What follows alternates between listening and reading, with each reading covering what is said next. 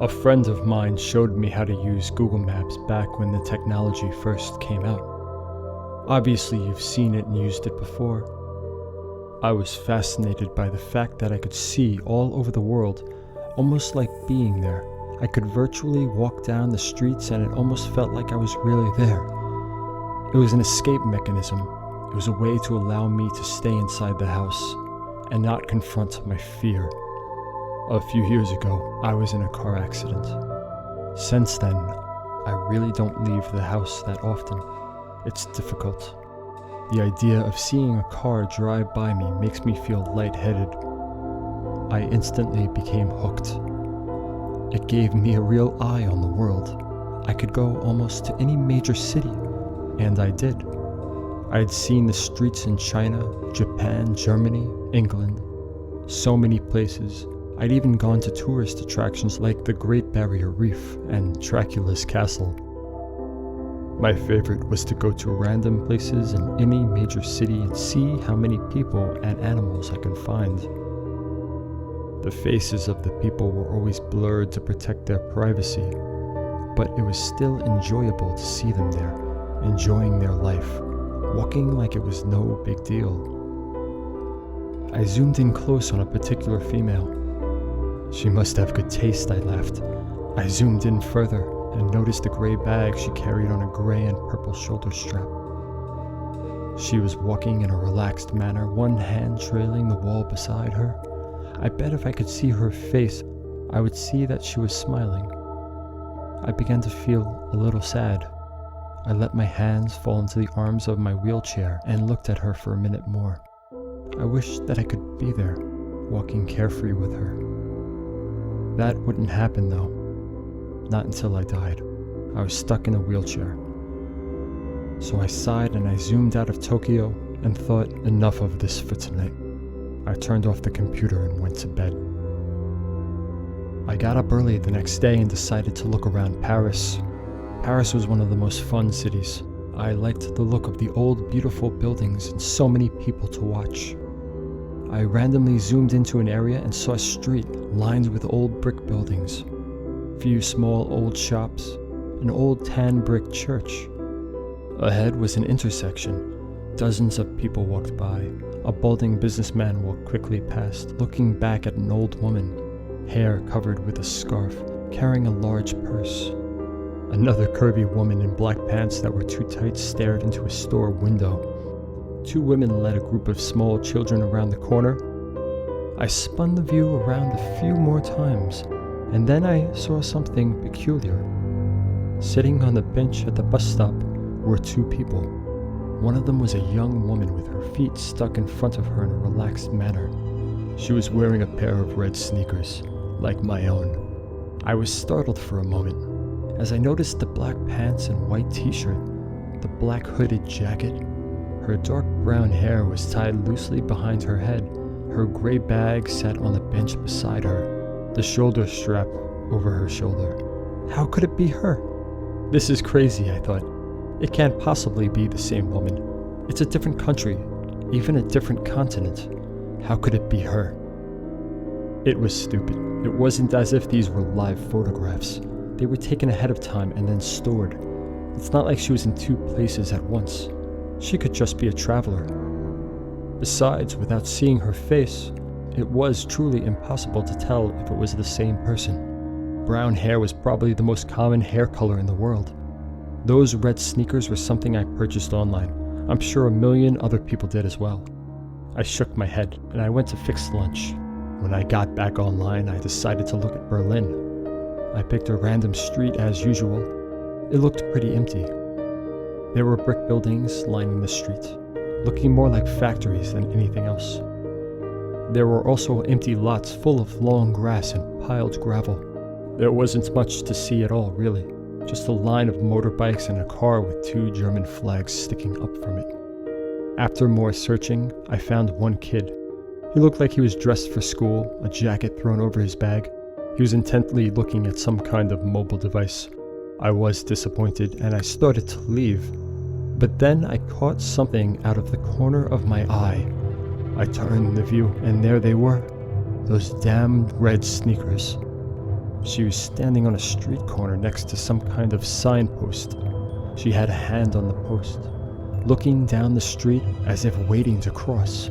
I stared in shock.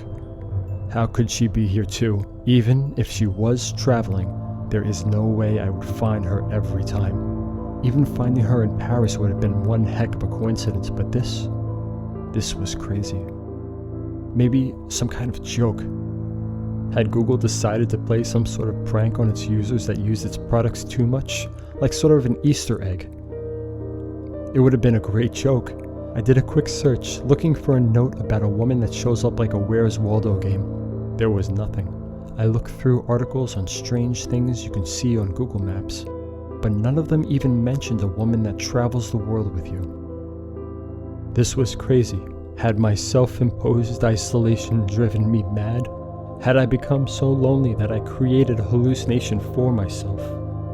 Leaving the Berlin image on my screen, I sent a text message to a friend, asking him to look at the locations. I asked him if he saw the same woman. Then I waited, hands sweating, heart thumping in my chest. I jumped when my phone beeped with a return text message 10 minutes later. The text read, "I see the lady you're talking about in Berlin. I did not see her in Paris or Tokyo. Is this some kind of game or what? Are you okay?" I didn't respond, instead returning to the locations in Tokyo and Paris. There she was. She was there, but it was different. She no longer sat at the bus stop bench in Paris. She was standing in front of it, looking for something in her bag.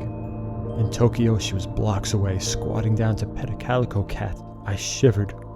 Who was she? What was happening? I switched to the map in Brussels.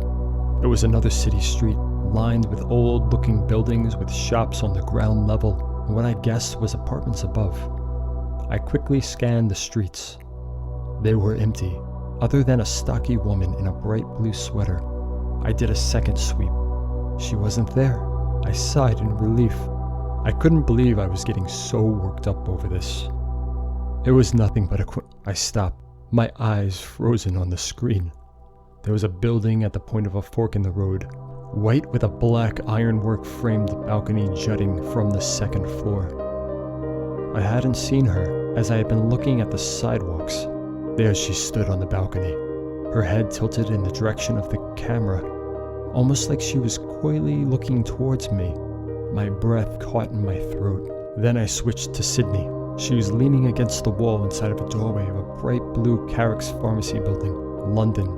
London showed her getting ready to step onto a double-decker red bus. Her head turned to look over her shoulder. She was everywhere I looked. She stood on a brick sidewalk bridge in Venice. She walked across a yellow-barred crosswalk in Zurich.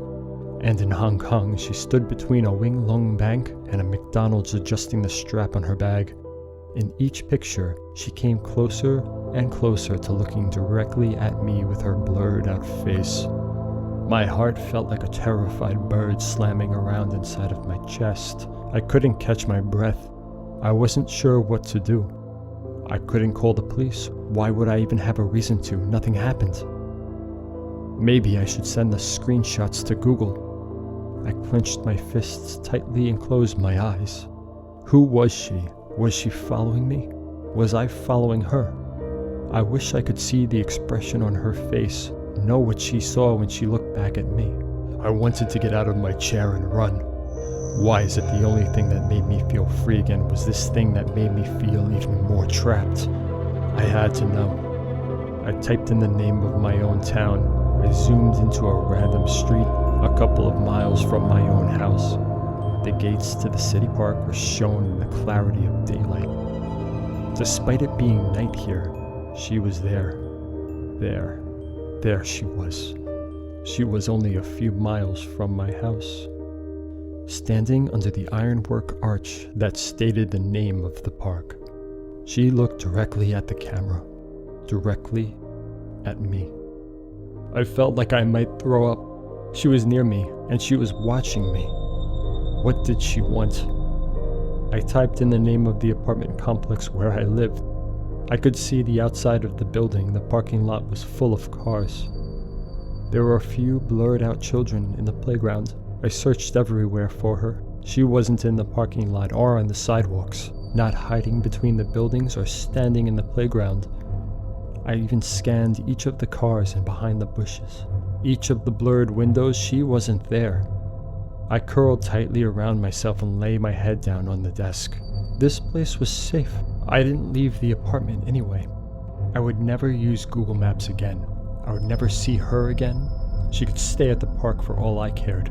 I smiled to myself and was surprised to find a tear slipping down my face. "I'm safe," I said to myself in a whisper. It felt good to hear it out loud. I am safe. As I said it, there was a knock at the door. A chill ran down my spine. I had a camera hooked to my computer that showed who was at the front door, which made it easier for me with my mobility issues. I slowly reached for the control to see who was outside. My hand trembled furiously. As I touched the control, I realized my mistake. The last Google images that I'd seen had only shown the outside of the building. Just the outside. I looked at the screen and saw a woman in a white t-shirt, black pants, black hooded jacket, carrying a gray bag with a purple and gray striped shoulder strap. Of course, there they were, those red sneakers. She looked at the camera. Her face was pixelated. As I tried to stifle a scream, she raised a hand and knocked loudly on my door.